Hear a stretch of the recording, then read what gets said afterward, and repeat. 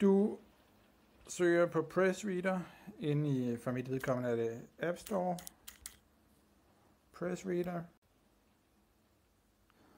Og nu er den altså installeret, ligger et eller andet sted. Open Pressreader.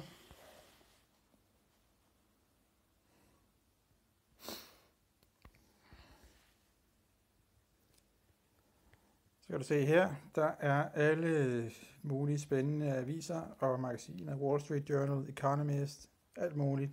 Ja, Ekstrabladet sågar også. Log på. Vælg ikke Facebook eller Google, men derimod vælg biblioteker og grupper her i midten.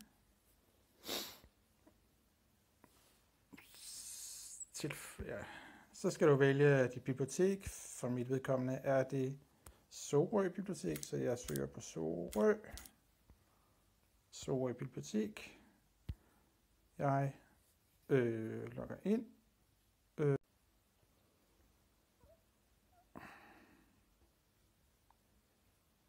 Sådan, så er vi inde. Så kan du så søge på Børsen heroppe.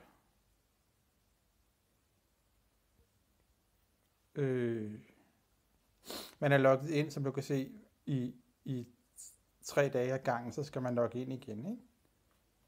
Men vi skal så vælge for eksempel Børsen.